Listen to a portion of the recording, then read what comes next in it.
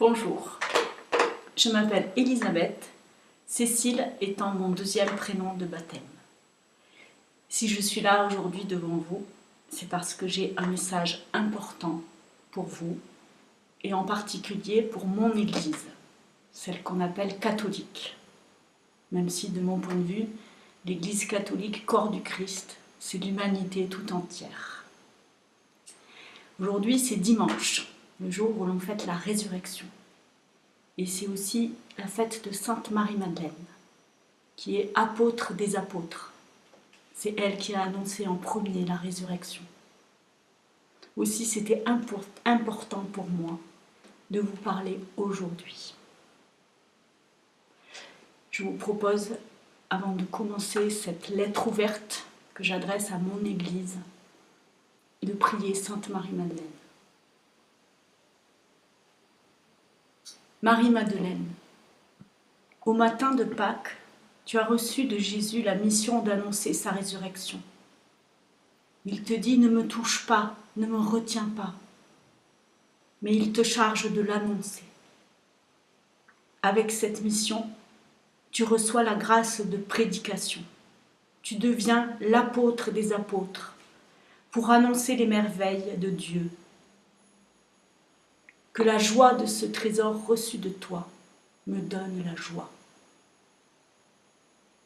Aide-moi à croire que la vie est plus forte que la mort.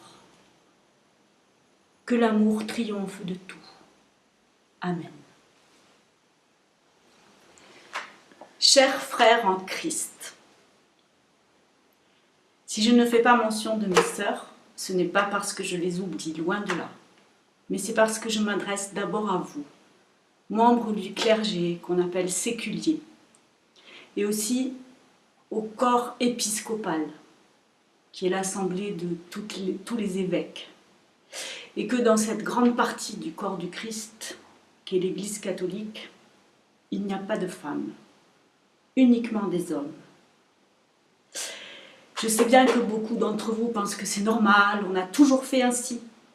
Les femmes n'ont pas leur place dans cette partie du corps. Ça m'a longtemps révoltée, mais plus maintenant. J'ai compris que ce n'est pas à moi de décider ce genre de choses. Je n'ai pas ce pouvoir. Il y a des jours où j'aimerais bien ne pas sentir cette émotion intérieure qui me pousse à vous parler. Je voudrais pouvoir continuer tranquillement ma vie. Mais voilà, je suis devant mon écran, en train de vous parler. Si seulement je pouvais faire autrement, mais c'est impossible. Je me sens poussée par quelque chose qui me dépasse, comme obligée de vous exprimer haut et fort ce qui a grandi en moi et qui arrive à son terme, et dont je ne peux m'empêcher d'accoucher. Comme toute femme enceinte qui n'a pas la capacité de ne pas mettre au monde son enfant. Et pourtant, une naissance, n'est-ce pas une merveilleuse nouvelle? Comment ne pas être content de cette nouvelle d'une naissance? Seulement voilà, cette nouvelle qui à moi me paraît bonne, risque de ne pas vous plaire. Et c'est cela qui me noue les entrailles depuis des mois et des semaines. Si ce que je m'apprête à vous dire n'était que le fruit de mon imagination, une vue de mon esprit de femme malade, déséquilibrée. Croyez-moi, c'est ce qui me traverse la tête et le cœur tous les jours. Mais je ne peux pas faire autrement que de vous le dire. Et je me sens comme Marie-Madeleine devant les apôtres. Aussi comme Bernadette Soubirous, ne comprenant pas tout ce qui arrive, et qui dit « Je ne suis pas chargée de vous le faire croire, je suis chargée de vous le dire, parce que c'est exactement ce qui se passe en moi. » J'ai une grande nouvelle pour vous, bonne et difficile à croire à la fois. J'ai du mal à vous l'annoncer, et pourtant, je le ressens comme une nécessité. Pour me donner du courage, j'ai prié et médité les textes du dimanche 8 juillet, le jour où je vous ai écrit cette lettre. Et j'ai lu dans la liturgie du dimanche que nul n'est prophète en son pays. Alors je me doute bien que vous n'allez pas m'accueillir à bras ouverts. Mais dans la liturgie de ce même jour, saint Paul m'invite à croire que ma faiblesse d'être une femme au sein de l'Église catholique, ainsi que toutes mes autres fragilités, sont une force aux yeux du Christ, une force pour ma vie, une force pour l'Église et pour le monde. Alors, aujourd'hui même, dimanche 22 juillet 2018, je déclare à voix haute que moi, Élisabeth Cécile, disciple et témoin de Jésus-Christ, je choisis comme Marie-Madeleine, fêtée aujourd'hui, de devenir moi aussi apôtre et de dire que j'ai entendu et reçu l'appel du Christ au travers de son Église et que j'y réponds. Me voici, car vous m'avez appelé. J'imagine que certains d'entre vous ont envie de me répondre, Élisabeth, va te recoucher. Nous ne t'avons pas appelé. Comme le prêtre Élie l'a dit au jeune Samuel. Mais je reviens vers vous et je dis, me voici, car vous m'avez appelé. Et je reviendrai. Tant que cet appel retentira en moi, je reviendrai et je dirai, me voici, je viens pour faire sa volonté. Car Dieu a entendu vos prières, il a vu la misère de son peuple et il envoie quelqu'un pour donner du pain à ceux qui ont faim, du vin à ceux qui ont soif, quelqu'un pour soulager la mission de ceux qui sont fatigués, harassés par la charge de leur ministère et qui n'arrivent plus à le mener seuls dans de bonnes conditions. Il veut rassasier ceux qui sont affamés de justice et de paix, assoiffés de pardon et de miséricorde. Alors, alléluia, réjouissons-nous, soyons dans l'allégresse. Ça m'envoie là. Il y a un hic. Ce quelqu'un, c'est une fille, une femme même.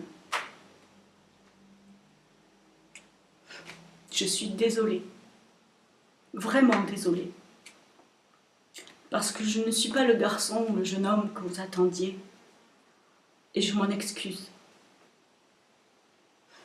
Je ne suis qu'un être humain, possédant un corps de femme, mais j'aime sincèrement le Christ, et je désire marcher à sa suite, dans ses pas. Et je ne fais pas exprès d'être une femme, je ne l'ai pas choisi. Naître fille, c'est juste un des nombreux cadeaux que j'ai reçus à la naissance. Et croyez-moi, c'est celui qui m'a été le plus difficile à accueillir et surtout à vivre.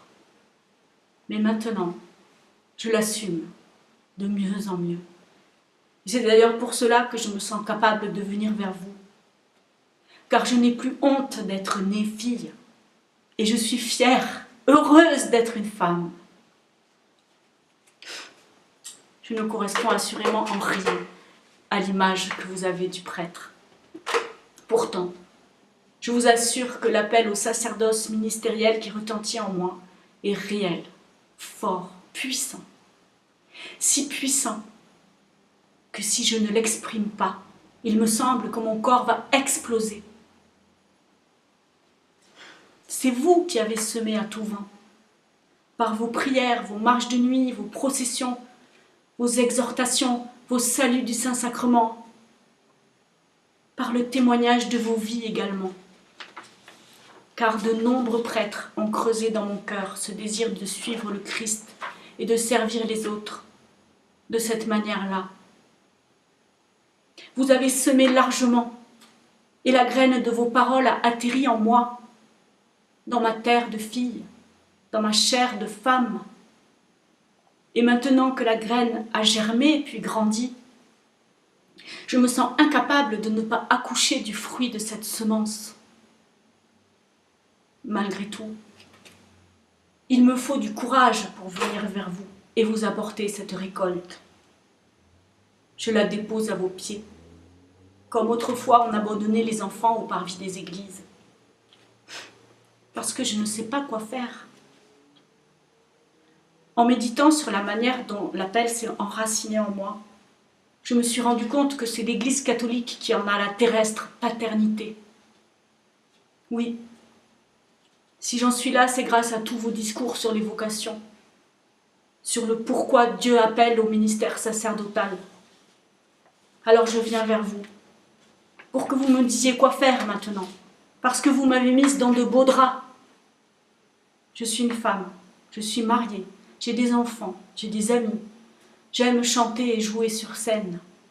J'ai un métier que j'aime et avec lequel je gagne suffisamment d'argent.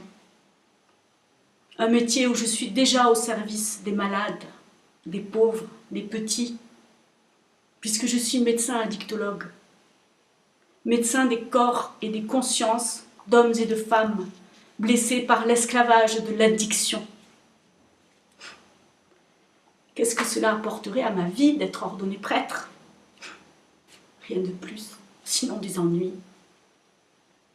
Je n'ai aucun attrait pour un poste à responsabilité. La charge de curé me fait peur et je m'en sens incapable.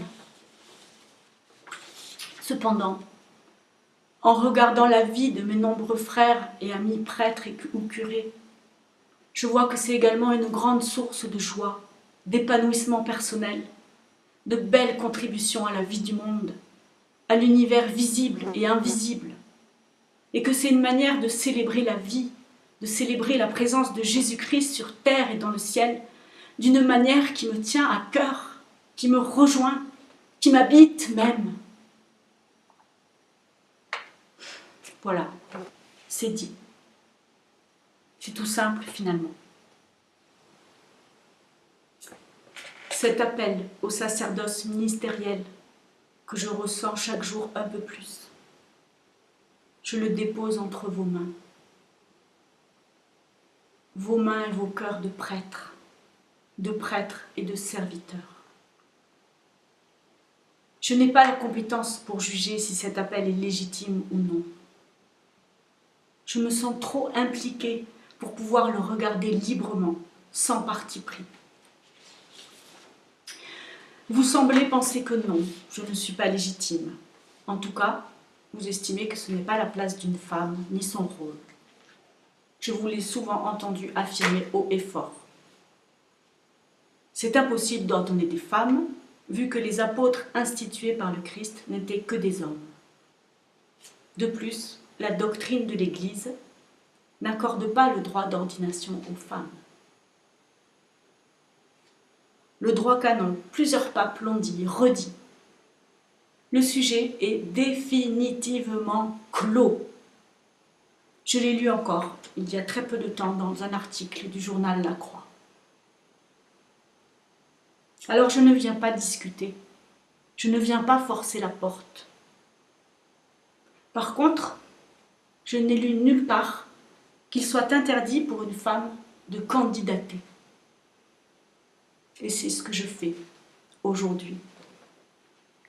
Je me porte candidate au sacerdoce ministériel. Et je viens vous exprimer que je crois que Dieu m'appelle à son service dans ce ministère.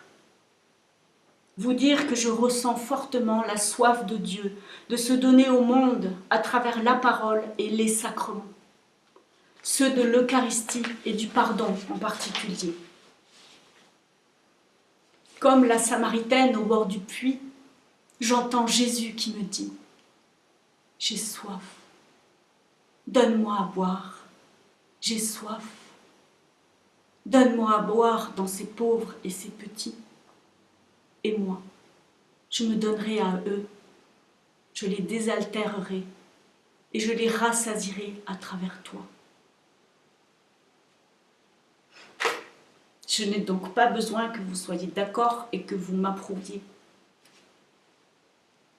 Si l'institution de l'Église ne prend pas en compte ma candidature ou qu'elle la rejette, cela ne m'empêchera pas de répondre à l'appel intérieur du Christ en moi.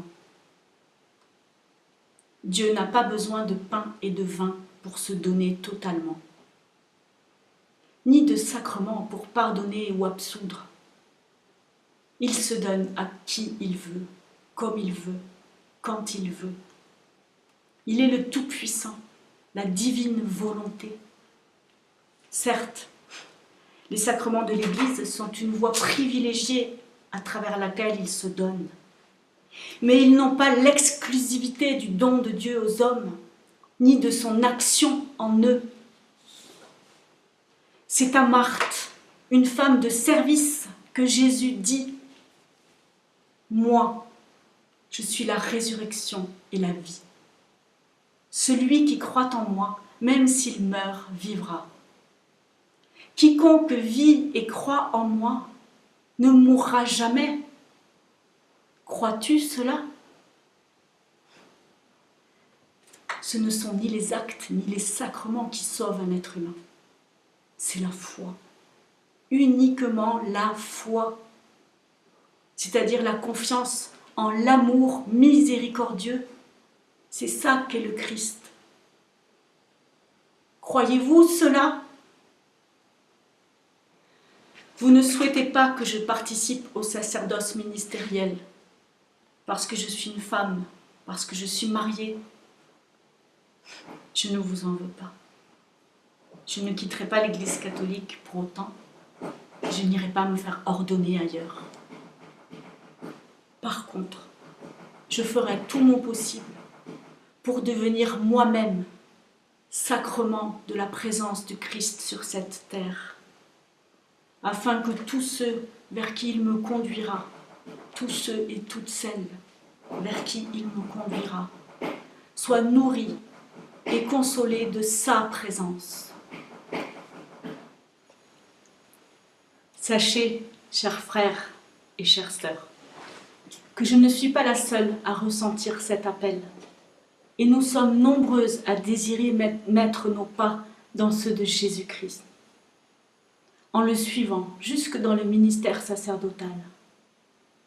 Certaines le font déjà, illégalement aux yeux de l'Église catholique. Mais à mes yeux, c'est leur réponse, leur oui à l'appel puissant de Dieu en elles qui les rend légitimes. Et elles exercent ce ministère avec force et courage, car ce qui a grandi en elles les dépasse et les pousse à avancer en eau profonde. Il est vrai que certaines de mes sœurs revendiquent l'accès au ministère ordonné pour les femmes, avec violence et colère, en manifestant avec des pancartes pour un droit à l'égalité, en réclamant de pouvoir partager le pouvoir au féminin et au masculin. Et je comprends leur sentiment d'injustice, leur détermination à vouloir que l'Église bouge, qu'elle se convertisse jusque dans ses fondements institutionnels. Mais votre réaction de repli et votre refus de reconsidérer la question me paraît logique et légitime. Je rejoins en partie la vision de ces femmes, car à mes yeux, seule l'alliance du masculin et du féminin dit le tout de Dieu. Mais je n'ai aucune envie de revendiquer un quelconque droit, ni de dénoncer une quelconque injustice. C'est une attitude stérile, car ce qui fonde le ministère sacerdotal ou épiscopal, c'est qu'il est réponse à un appel. C'est un fruit de la grâce, la récolte d'une semence, et non un poste de service qui s'obtiendrait par la force ou par la ruse ou je ne sais quel autre moyen, et qui serait un droit ou une nécessité. Je veux laisser Dieu vivre en moi et le laisser libre de s'exprimer comme il le souhaite. Je lui fais confiance. Personnellement, Je suis convaincue que l'homme et la femme sont appelés ensemble au ministère sacerdotal pour l'accomplir dans l'alliance et non dans la compétition autour d'un quelconque pouvoir. Une alliance à l'image de celle qui unit le Christ, nouvel Adam, offrant sa vie sur la croix dans un sacrifice rédempteur, et Marie, sa mère, nouvelle Ève, debout près de l'autel du sacrifice, debout à la même distance que Jean, Marie, femme autant que mère. Alors si c'est la divine volonté que des femmes soient ordonnées prêtres, cela sera, indépendamment de ce que vous pouvez en sourire ou en avoir peur aujourd'hui. Et si ce n'est pas sa volonté, je me serai trompée. Et croyez-moi, ce ne sera ni la première ni la dernière fois que je serai dans l'erreur. Alors peu m'importe. Amen. Je pensais en avoir fini, mais comme à mon habitude, voici un post-scriptum que j'appelle métaphore revue et corrigée. Ce que je viens de vous partager, je l'ai écrit il y a 15 jours. Alors ce matin, je suis allée marcher pour méditer avant d'enregistrer cette vidéo. Et en marchant, j'ai réalisé quelque chose d'important. Je ne suis pas en train d'accoucher. Je suis en train d'ovuler. Et oui, mes chers frères, prêtres et évêques, j'ai 48 ans et je ne suis pas encore ménopausée. Et au moment où je vous parle, je suis en pleine phase d'ovulation. C'est un fait biologique inéluctable. Ne soyez pas choqués de m'entendre parler de ma sexualité féminine. C'est ma nature de femme de vivre et de ressentir ces choses de l'intérieur. Alors je les exprime librement, comme j'exprime mes émotions et mes sentiments. C'est d'ailleurs grâce à vous que je connais bien mon cycle et mon pic d'ovulation. Et oui, c'est bien l'Église qui recommande la méthode Billings pour les couples, pour la contraception. Et avec mon mari, nous l'avons pratiquée pendant un temps. Ce que je vis et ce que je vous partage aujourd'hui me paraît davantage comparable à une ovulation qu'à un accouchement.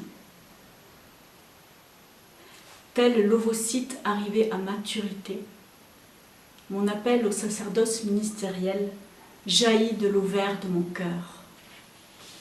Et il se présente dans le pavillon de ce dimanche pascal où résonne la joie de la résurrection, mêlée à la voix de celle qui a annoncé la bonne nouvelle aux apôtres. Cet appel féminin se présente ainsi à vous, prêt à être fécondé par un gamète mâle. Je ne savais plus si gamète était du genre féminin ou masculin. Alors je suis allée voir sur internet et j'ai été surprise. Je viens de découvrir que gamète vient du grec et que cela veut dire époux.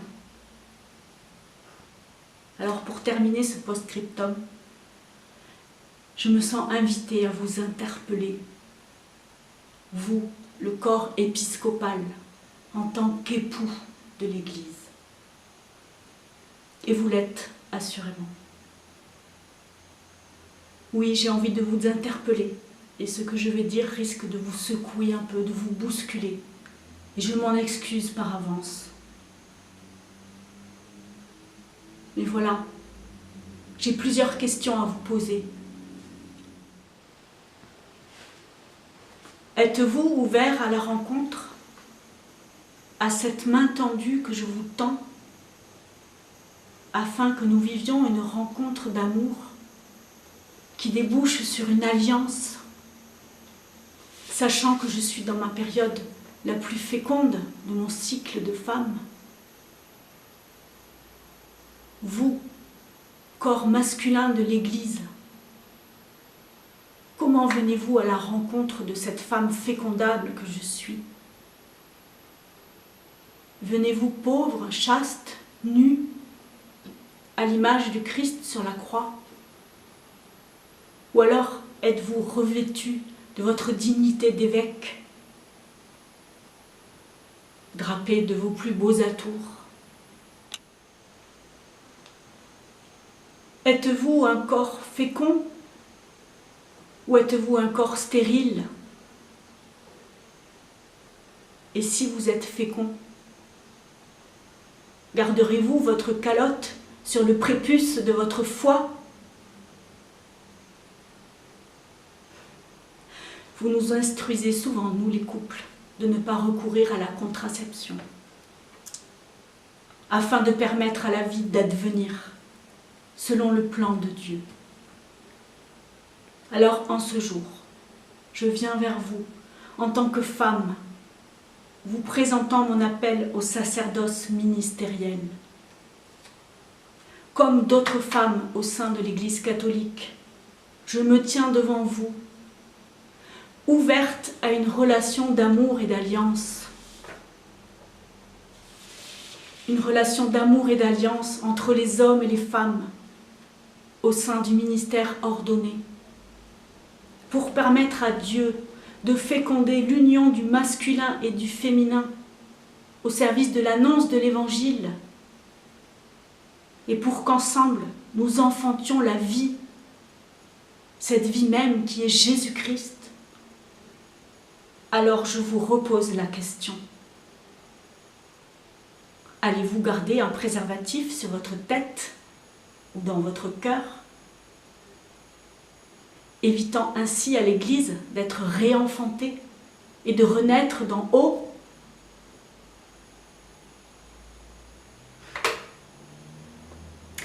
Je ne peux pas répondre à votre place. Et dans tous les cas, je ne vous jugerai pas. Mon mari et moi, nous avons 3 enfants, presque tous adultes. Et nous utilisons régulièrement le préservatif dans nos rapports conjugaux. Pourtant, ce qui a rendu notre couple stérile, ce n'est pas ce petit bout de plastique entre nous. C'est le préservatif des préjugés et des limites que nous mettions dans nos rapports au quotidien. Depuis quelques mois, notre amour redevient fécond. Parce que nous avons choisi l'un et l'autre de ne plus utiliser de contraceptifs dans nos relations verbales et affectives. Nous nous présentons l'un à l'autre dans la nudité de notre âme et dans la pauvreté de nos cœurs blessés, fragiles, mais forts de l'amour qui les habite. Chers amis, chers frères et sœurs, je vous remercie de m'avoir écouté jusqu'au bout. Recevez mon profond respect. Recevez aussi mon immense amour pour le Christ, pour son Église, pour le sacerdoce ministériel. Et que Dieu, Trinité, Père, Fils, Saint-Esprit, nous bénisse tous et toutes, et qu'il nous garde unis en lui. Amen.